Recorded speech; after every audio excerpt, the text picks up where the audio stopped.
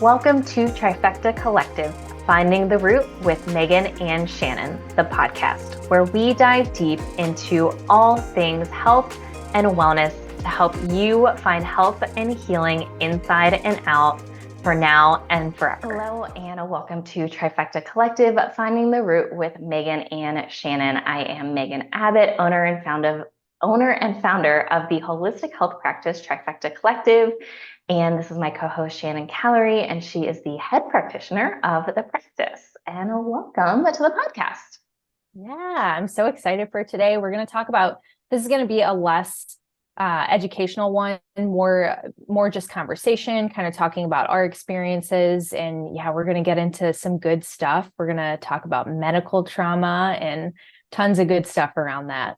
Yes. And if you have chronic health issues, you will probably resonate with some of the things that we're going to share today, some of our personal experiences, a lot of the things that we see. I also, we'll just talk a little bit more too about like Western medicine and Western medicine's approach to health, and where some of the discrepancies lie between Western medicine and some of the more holistic health practices are concerned. So yeah, I think we'll just start with sharing some of our personal stories with the medical system and medical trauma, and go from there. Yeah, that sounds good. And we recently both kind of had that. Well, I don't know if you experienced this so much when you went in, but I'm sure you did a little bit. But this came up recently for the both of us, which is why we decided to do an episode on it. But I mean, this is something that I started to experience like fairly young, I would say, because my health issues started young, started going in to see different doctors. And I think the biggest thing here is just that Western medicine, with the system that they have set up, they're not like allocated enough time to spend per person. Like it's very difficult to dive in and actually feel like heard and validated and like someone's understanding you when you're only spending 10 to 15 minutes with a person. So it's unfortunate that that's the way it's set up, but that's kind of where this all starts, is like, you're going in. For me personally, like I was going in getting blood tests for all these different things, and they were coming back. Everyone was telling me I was fine. But here I was like not able to function, not able to get out of bed in the morning, just feeling like crap all the time, getting bloated all the time, stomach pains. And everyone was telling me that I was fine. Or it was like, just asking the same questions over and over again, going to see different specialists. I think I saw like 10 different GI doctors, if not more than that, who they all had the same solution, like blood work is good, let's take Miralax. And it's just like, when you hear that over and over again, you're like, okay, no one's listening to me. You start to feel like you're crazy. And that's a really big part of that. So for me, that's why I decided to dive into this and completely learn all that I could on my own. And that's a big, even though I saw practitioners in the functional holistic realm, and it was better because I did get to spend more time with them, like half hour, which was a lot better. Just like feeling understood and like someone was believing me was a huge part in that. And I think that's a huge difference when people come to us. I mean, we're meeting with them every single week. We're spending a half hour, if not more, with some people. You are able to talk, and just having someone listen to you is such a huge piece to this. Yeah, for sure. And I want to make a clarification here too before we go even deeper into this. Western medicine is great. Thank goodness for Western medicine. If I was ever in a car accident and like cut open and needed surgery, like thank goodness for Western medicine. Amazing advances and all that kind of stuff, and very, very grateful for Western medicine. Yep. And when it comes to a lot of chronic issues, Western medicine isn't set up to address chronic issues, especially or I'll say when they're, I don't want to even say early stage, but when they're not so full blown that it's a very clear medical diagnosis, or, they can pinpoint a thing or they can give a pill for a thing. And also just Western medicine's not set up for this. I mean, they're not educated around this either. If we look at, and I say this having learned more, I also have family members in the Western medicine space.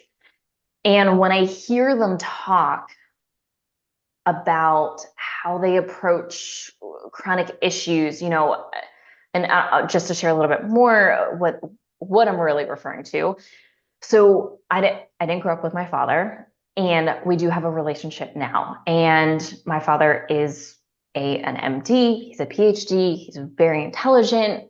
He also works and has worked for a decent period of time. I don't know exactly how long in designing pharmaceuticals and drugs. And when I hear him talk about different things he's working on, projects and pills, and my brain sometimes has a really hard time comprehending why and why. And I get it. I get it.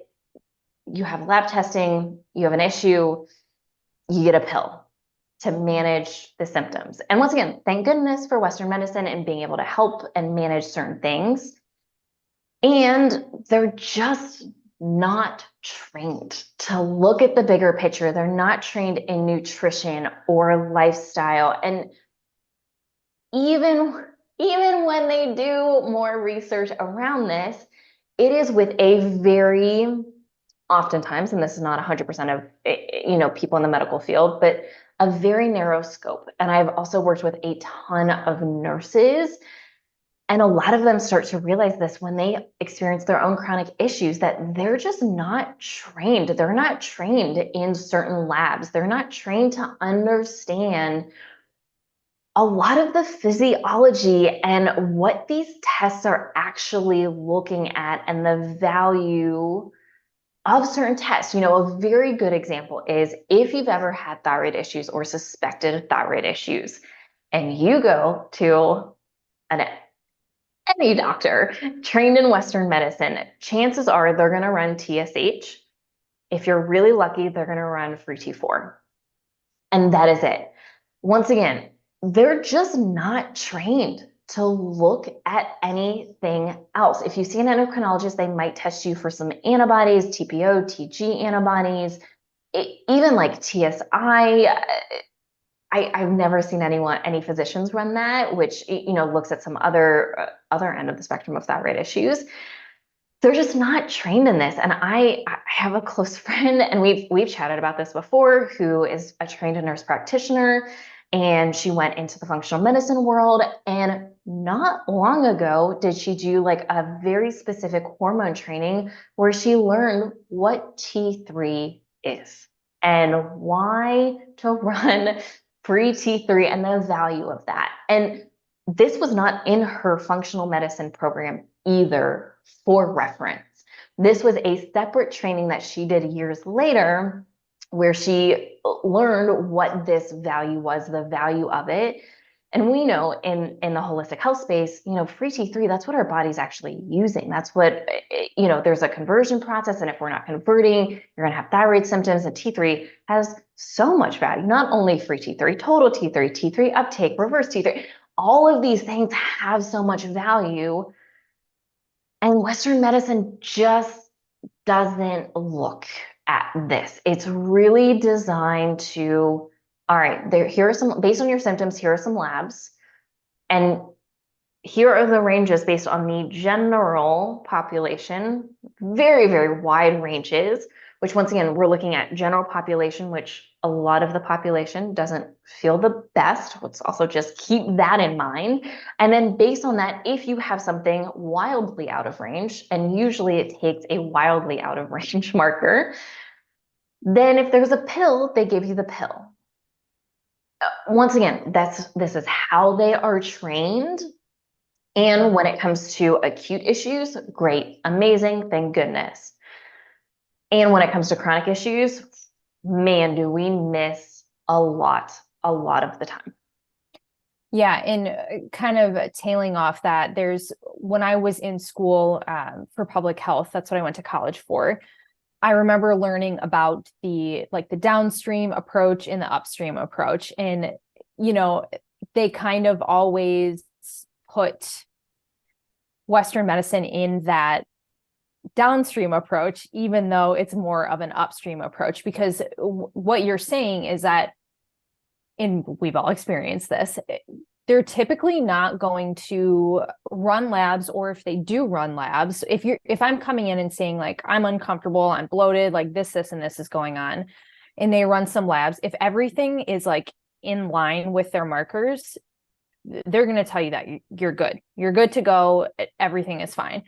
And that is more of an upstream approach, because if they were actually taught to look at imbalances and whatnot, kind of how Megan and I do things in the functional world, that is a downstream approach. We want to look like way ahead of time. If you're having symptoms, and of course our ranges are smaller and larger in some areas, but we're able to like pinpoint and see the patterns that are going on, that is a downstream approach, meaning like we're looking way ahead of time. We want to catch things before they turn into like a big issue, a chronic issue, and whatnot. So that's a little bit of the difference as well. Yeah, and the other piece of this, and I think I touched mildly on this just now, but it's also really important to understand what we're looking at in these labs. Classic example, iron. And when That's a big even, one. yeah, even in a lot of functional medicine type programs and trainings, they're looking at ferritin, they're looking at serum iron, which are valuable markers and not the most valuable if we look at really what these things are looking at and how things can go wrong with iron levels. Serum iron is looking at iron outside of the cell, which, okay. And what's getting in the cell? What's going on inside of that? How much iron are we actually absorbing? Are we absorbing iron? Do we have too much iron? Do we have too little iron? What else is playing a role in here? Are we missing nutrients to actually be able to fully absorb the iron? How much iron does your body want? Which is a whole other marker. That's TIBC, total iron binding capacity. Ferritin is impacted wildly by so many things, including inflammation. And so this is why looking at bigger picture, understanding what these labs are actually looking at, which was part of our program and training, and understanding labs, which is, why when people come to us and they're like, oh, my labs are fine, we always want to take a second look, because I have yet to see anyone, including myself, Yeah, with I was just going to say same thing. with perfect labs. And it's not about being perfect, it's not about perfection, but it's understanding what's going on in the body right now and how the body's asking to be supported to work the most optimally.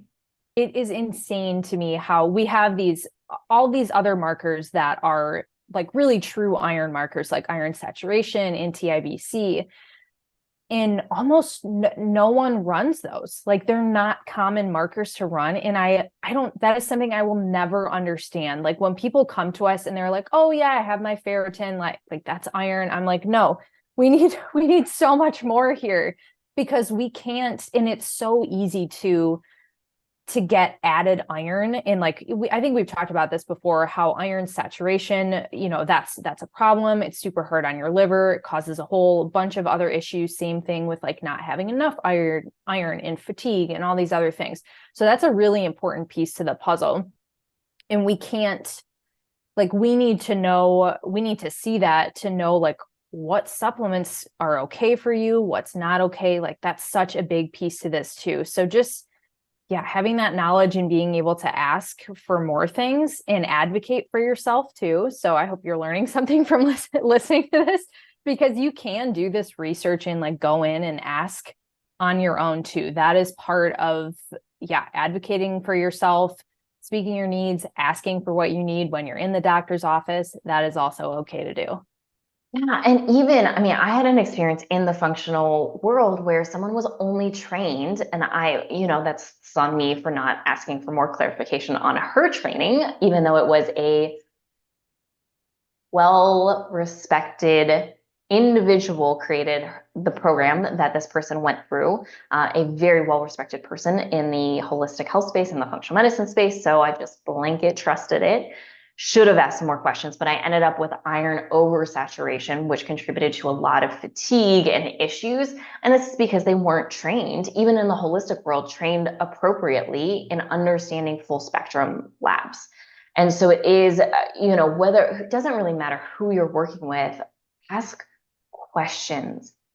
Mhm. If it's a person who's been there, who understands, who is really there to support you, they won't get offended by questions. We get a lot of questions a lot of the time, and we encourage it because we've all been there and we've all been, we'll just say, had a variety of issues in both the Western medicine and even functional medicine space. And questions are important. Advocating for yourself is so important so you don't end up in a worse place.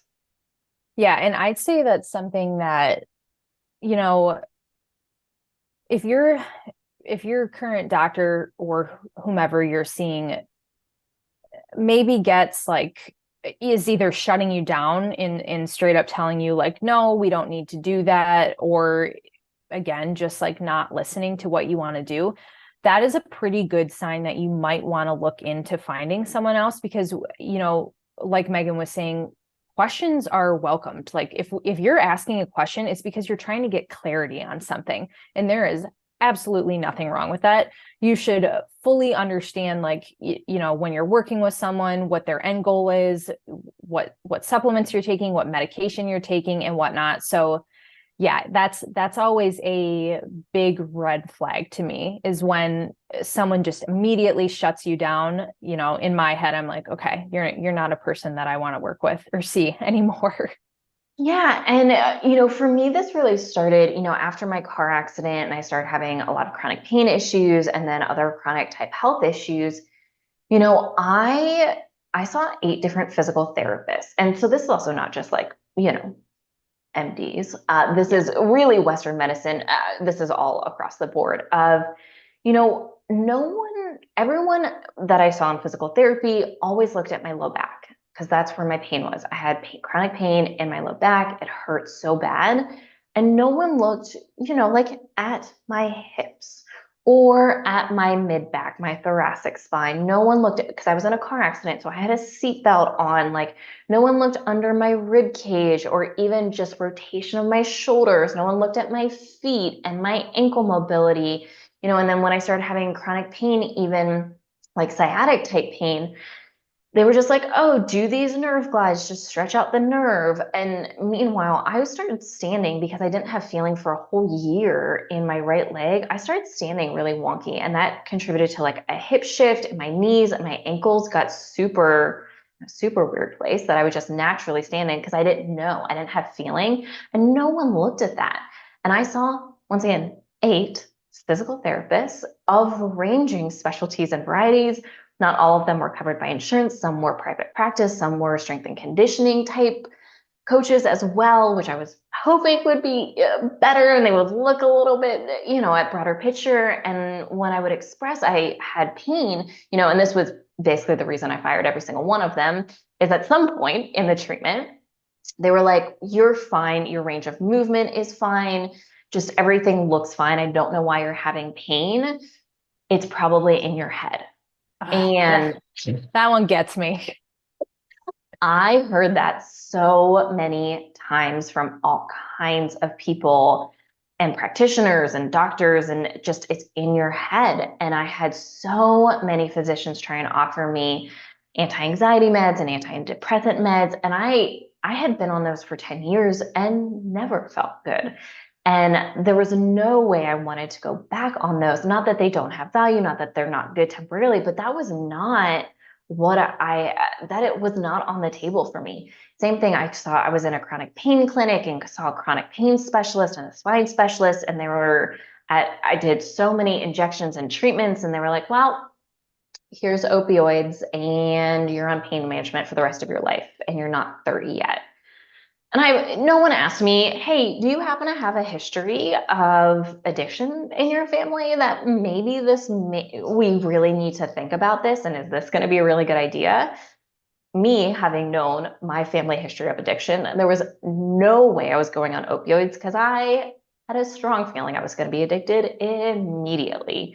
And once again, not saying that's a bad thing. It's not, if you need those, great. And for me personally, there was no way that was the right decision for me at any point in time. But uh, that was the only option because it's just in your head. This is the only solution we have at this point. Yeah. And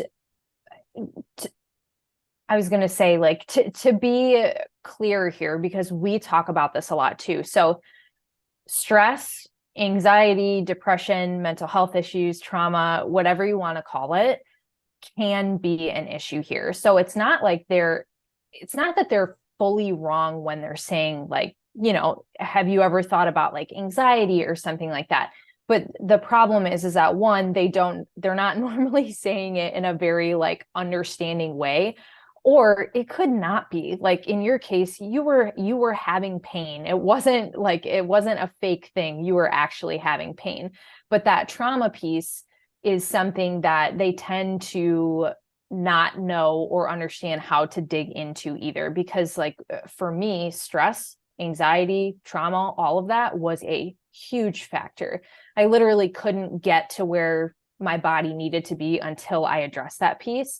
And, when they say like, oh, do you want to go on this drug to help it or whatever, that's their only option. They're not giving you other suggestions. And let me tell you, there is so many things out there other than that you can try. So that stress and trauma piece is a factor here too, but Western medicine just isn't well educated on where to go in that direction.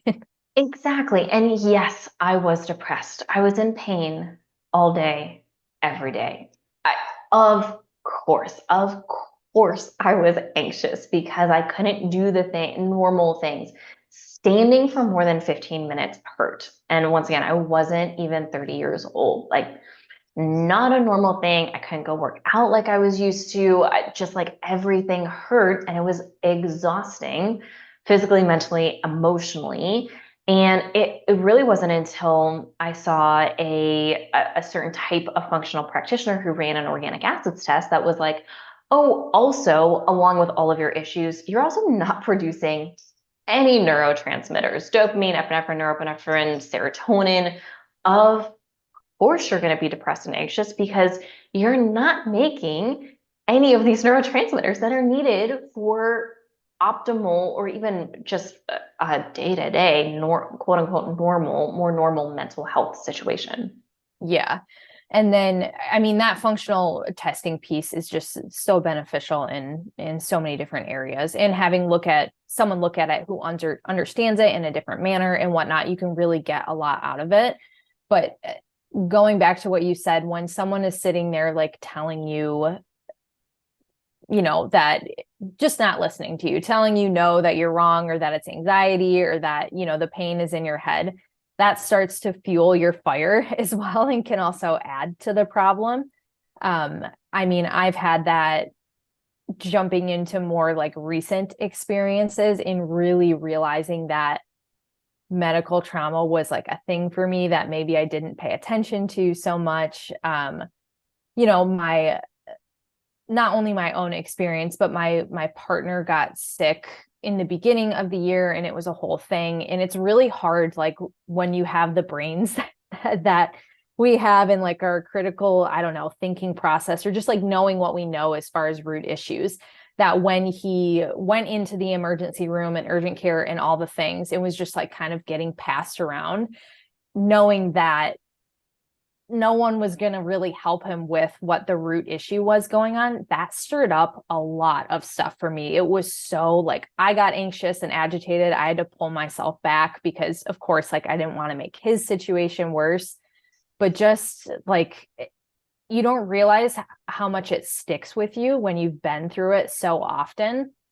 And even coming out of that and working on it, I recently just had an appointment with a gynecologist, and I really went in with the mindset of like, you know what, like no negativity here. We're just going to go in, annual checkup, see how it goes. If I have any questions that I want to ask, I'm going to ask them. And that's the part that always trips me up is like, I have those expectations in my head. So I know when I ask, I know I'm not going to get the answer that I want to get, but I'm just trying to let it go and work through it. And it was the same thing. Like, I think the whole appointment was like 10 minutes long, not really time for anything, not willing to run labs because I didn't have any history, regardless of like the things that I was bringing up. And yeah, it's tough. It is a tough thing to work through.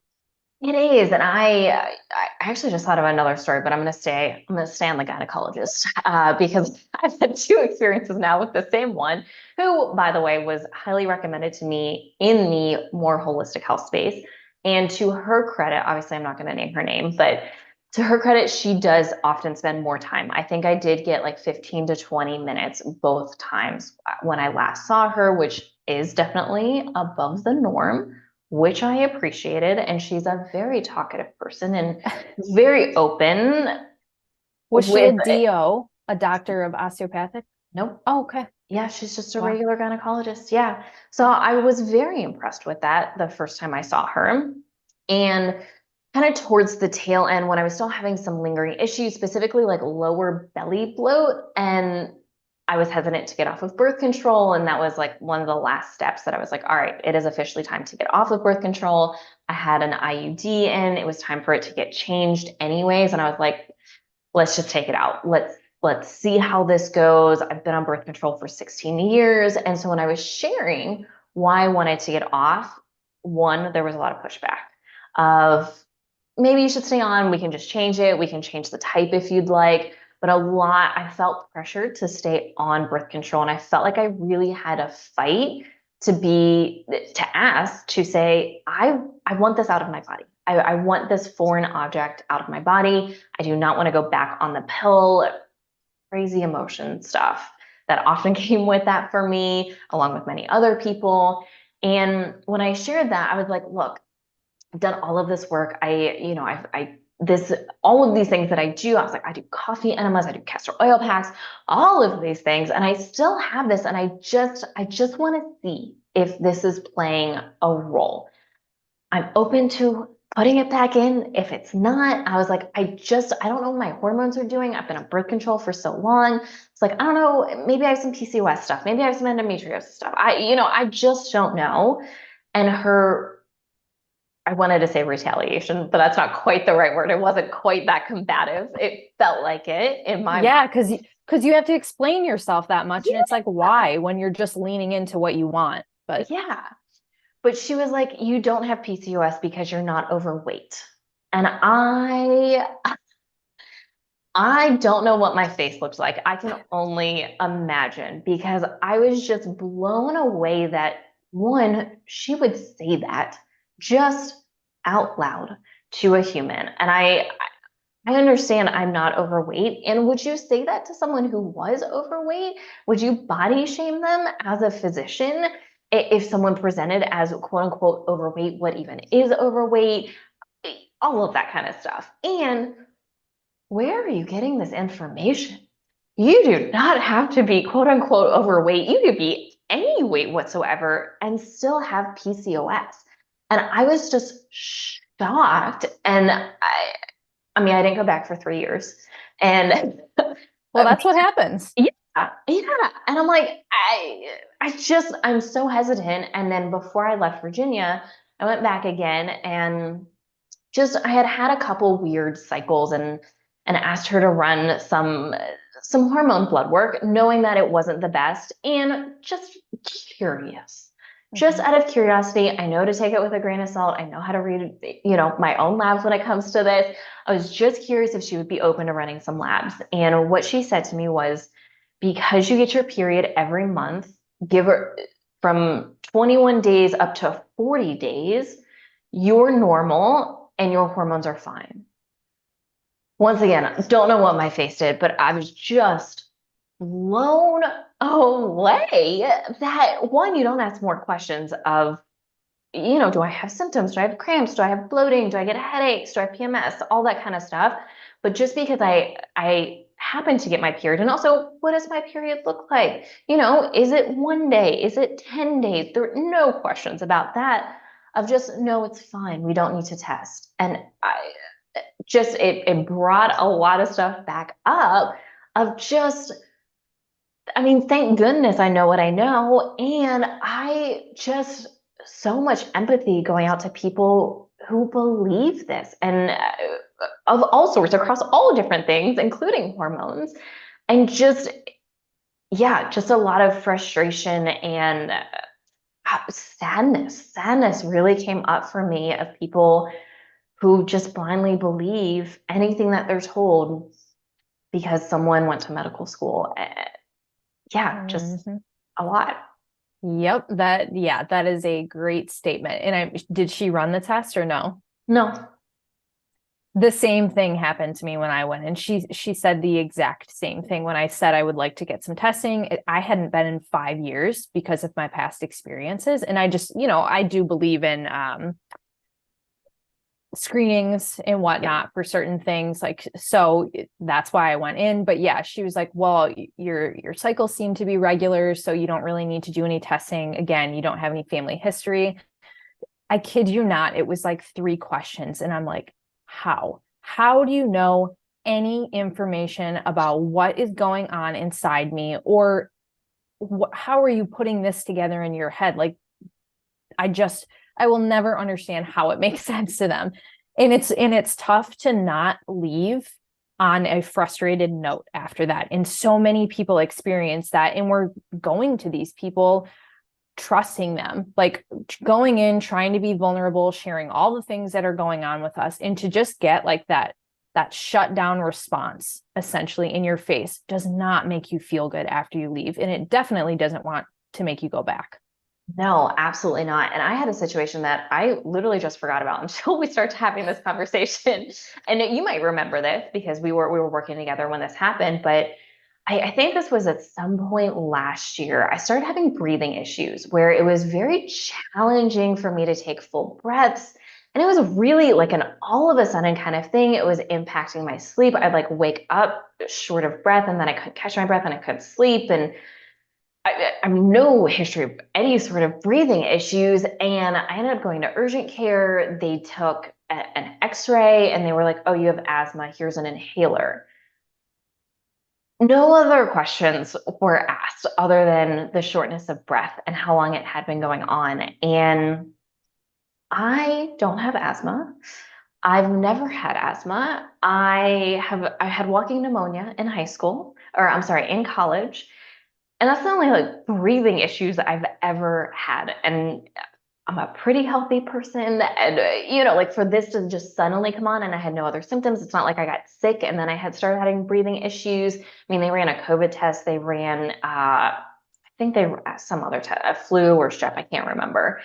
And they were like, nope, you just have asthma and here's an inhaler. And the inhaler, I did try it, trying to have faith that this would help, made it worse. And so I went back and said, hey, got this inhaler. It made it worse. I don't know what to do because I'm still having these breathing issues. And meanwhile, I had started a supplement with some things that I knew were supportive and were helping, but it wasn't quite fixing it. And it had been going on long enough that I was like, all right, something else needs to happen here. And they try to like, oh, go see a cardiologist. And I was like, I have never had heart issues. My heart rate, my blood oxygen, like all of this is totally fine. And just no other questions were asked. Lo and behold, it was an emotional thing and a trauma thing that was coming up for me. And once I did work around that, the issues went away almost immediately. I mean, within like several hours, I felt so much better. But it reminded me that it was really scary. I mean, it was really scary to not be able to breathe, for it to hurt and not be able to take a full deep breath while everything else seemed pretty normal. I had no other major changes going on and just no other questions, no other like even when I called a cardiologist, they were like, we can get you in 3 weeks. I Cool. can't breathe right now. Like, I need help. yeah, like what about right now? Because what if this is a heart issue and you don't catch it? Like, there was a lot of fear and anxiety coming up around this. And I was just once again just really blown away, even by an acute situation, which is what Western medicine is designed for, is these acute type of situations that there was so little help. And and once again, it just brought up a lot for me. And clearly I blocked it out because I didn't remember until just now. And yeah, just once again, thank goodness I could advocate for myself and find other avenues to support my body, knowing that lungs and were all about grief and sadness, and maybe to dig into that. And I reached out to another practitioner who I knew could guide me through some of that, because even doing it myself, it wasn't quite cutting it. And that's what moved things along. It's so important to listen to that, like that gut intuitive feeling that we have. Because I mean, obviously when something like that is happening, you are scared, you're going to get more anxiety around it because it's your breathing. That's like a main function that we need. And going in and not getting the help, but also knowing like, okay, I tried this, and then really tuning in and being like, all right, is something different here? Something's missing, and following that. And I think that's something that not obviously not all of society is very in touch with, but I do see people leaning more and more, like pushing in that direction. And that's only going to be more helpful for things like medical visits, because, if someone's telling you something that doesn't resonate with you, tune into that gut feeling and go try whatever your body may be telling you to try, and probably lead you in the right direction. Um, do you want to talk about maybe some tips in different things that people can do before going into the doctors, or if you're someone who thinks that you have medical trauma, something around that?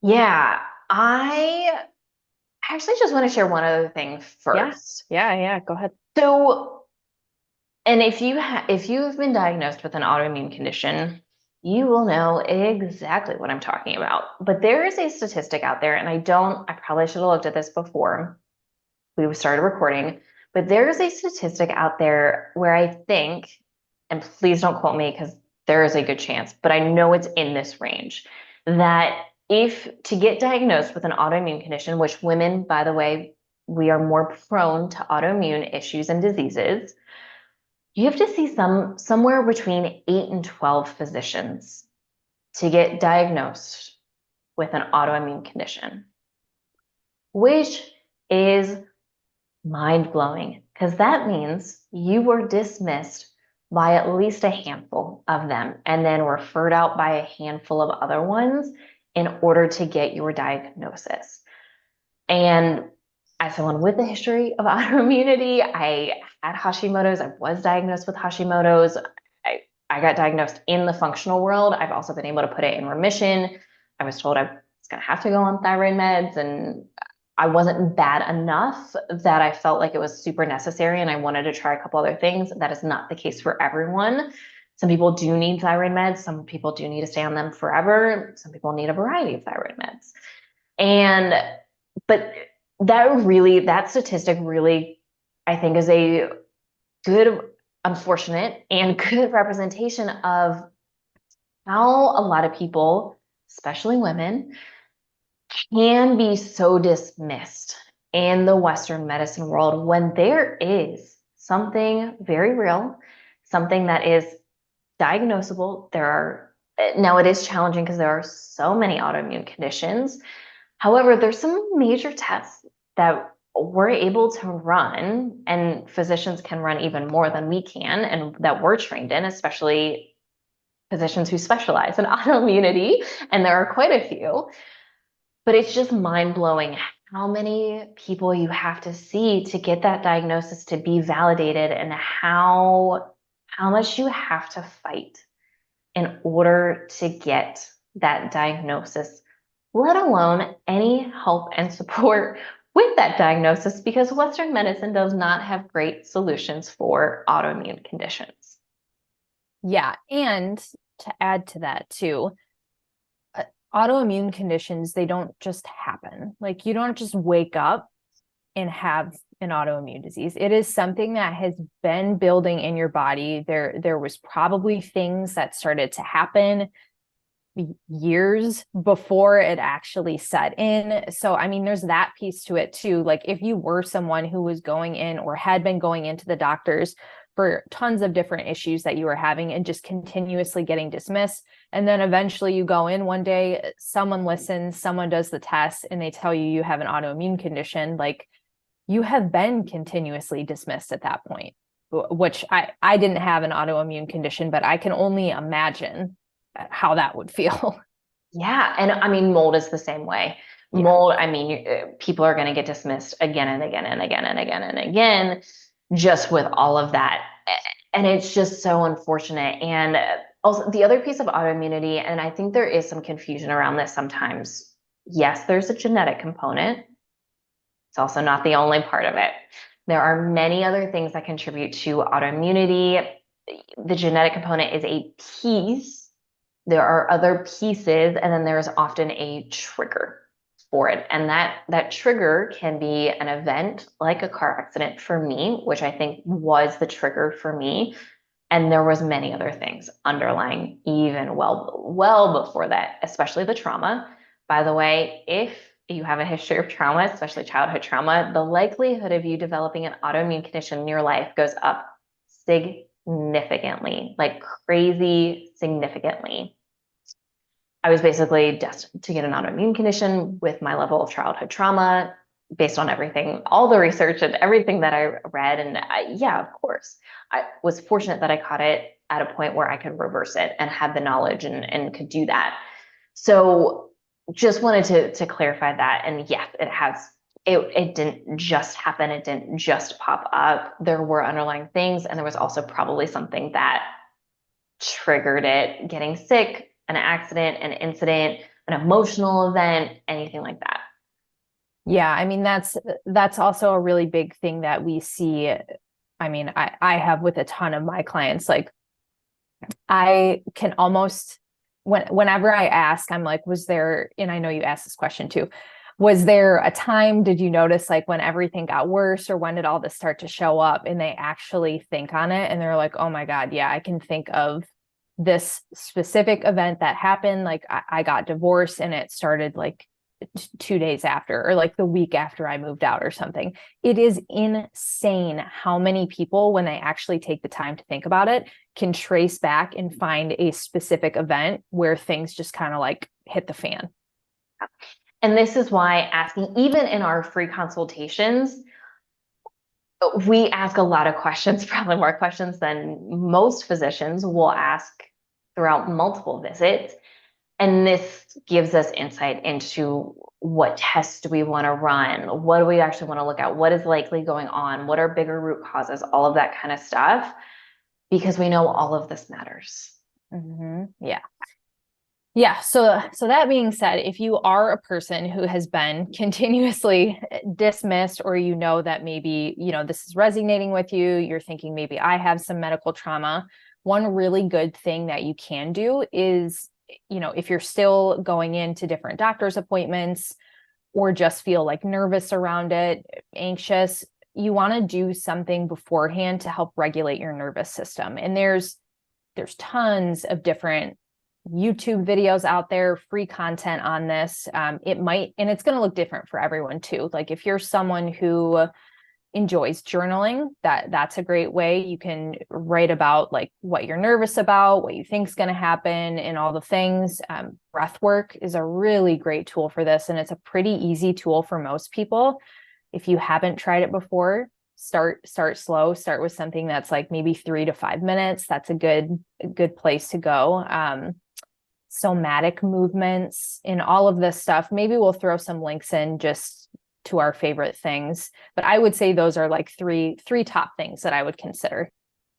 Yeah, even just shaking, just, and I say this, from me and also from, just talking to so many clients of just that nervousness can get in your body and you just like feel it and you feel the anxiousness and nervousness and you're like, oh my God, are they just going to dismiss me? Is it even worthwhile for me to go in? And just turning on some music and shaking your body, just moving, shaking your body, shaking your arms, shaking your legs, just shaking a little bit moves a lot of energy and is so simple, so easy to do. And like 1 to 5 minutes Mhm. will do a lot of good in just moving some of that. You can also do that afterwards too, especially if you didn't get the responses that you were hoping for, which is very likely. Doing that shaking once again, doing work kind of beforehand and afterwards can be really valuable to make sure that you're going in the most regulated that you can, and you're also re-regulating yourself coming out of it. I Mhm. also think just understanding a little bit more, and this was really helpful for me, just understanding the Western medicine system of, hey, look, I'm going to get 5 to 10 minutes. They're probably not going to ask me a ton of questions. Maybe you go in with notes and you can share those notes. Just managing your expectations and being as prepared as you can be. And one of the things I did when I was seeing all of my doctors and everything was I almost had like a little template that I would take to everyone of Yep. these are chronologically when these things started. Here are the symptoms I'm currently experiencing. Here are like my top priorities, and just hand that to them and be like, I need you to read this because this is going to be more valuable to me for you to read this than for me to try and explain everything to you. And you're just going to cut me off and dismiss me. So please read this right now while I'm watching you. Yes. And so I did that same thing. And I also added on all the things that I have tried, all the testing that I had done. It's just like if you can keep everything in one place, it makes it so simple. And then they can visually see all on one piece of paper and hopefully not ask you the same questions or not suggest the same things over and over again. So I love that you brought that up. That's a really great tool when you're in a position where you're trying to figure out what's going on with your body and still bouncing between a lot of medical providers. Exactly. Yeah. And just this also because they don't talk to each other usually Mhm. either. This keeps everyone up to date as you're meeting with these different types of physicians and different types of practitioners of, hey, here's what I'm doing with this person. Here's the additional tests that they ran. Like, here's the results, all that kind of stuff. And once again, some places you can set it beforehand, question mark if they're going to read it. I prefer them to read it in front of me. That was my personal preference. Yeah, that's a good point. Just because, like you said, you don't know if they're actually reading it. And not, again, not every place is like this. And I'm not trying to, for lack of a better term, shit on Western medicine. That's really not what I'm trying to do. But it kind of feels like a business when you're in a doctor's office. It's very like, this person's in, this person's coming in, this person's coming out, like 10 minutes, boom, boom, boom. And they're not going to have time to read things like that. So actually handing it to them in front of them and making sure they're reading it is a really good choice. Yeah. Yeah. So really valuable tool. And yes, it's a lot of work on you. Yes, to keep all of that up to date. I get it. I know how much work it is. And in my opinion, especially if you have a lot of chronic issues and you're seeing a lot of different providers, well worth the time and effort to put all of that together because it saves you at least some of the frustration of re-explaining yourself again and again and again and be like, nope, already tried that. Nope, already tried that. Already had that tested. Already did that. Already been referred out. Like all of these things again and again, which just adds oftentimes to more anxiety and more frustration when you're already in those places to begin with. Yeah, definitely. That's a really, really great tip. Yeah, I know it can be a pain too, but like you said, it's actually going to be beneficial for you as an individual in the end, just to stay organized with that stuff, and it helps take off some of the stress. Yeah, yeah, exactly. Obviously, because of the space we're in, we're going to probably recommend seeking out someone in the functional space. And once again, I know most providers in the functional space don't accept insurance, and it can be a challenge. And it still doesn't hurt to search out, like we offer free consults. We will take a look at your blood work and just take a look and let you know what we see. And if it's a good fit, if it's not, we will let you know either way. And what we think is going on, if we think additional testing is recommended, all of that kind of stuff. And by the way, we don't always recommend additional testing. I'd say more often we don't because we know what's going on based on some basic lab work and just talking to someone. But seeking out another opinion. And once again, I know you're like, okay, I got to explain my story again. We've also had plenty of people send over those little packets beforehand, before a consult. And yes, we will read it and we will look at your labs before we go into the call with you. So yeah, just seeking out another opinion, especially an opinion in the holistic health space, functional space.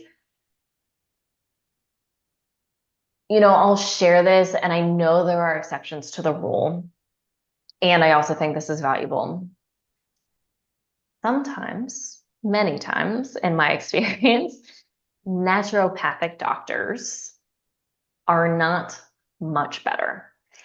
And that is because they are also trained in Western medicine, first and foremost. And so, one question that you may want to ask or really think about, do you want this, is has this person been trained in Western medicine? And one of the downsides is especially if they were trained in Western medicine first, which is most providers, and then they get into the holistic health space, they oftentimes come in still with the lens of Western medicine, of chasing symptoms, of managing symptoms. A lot of people that have chronic gut issues, chronic gut infections, SIBO, and they see providers like naturopathic doctors, they get symptom management. SIBO is a symptom, it's not a root cause.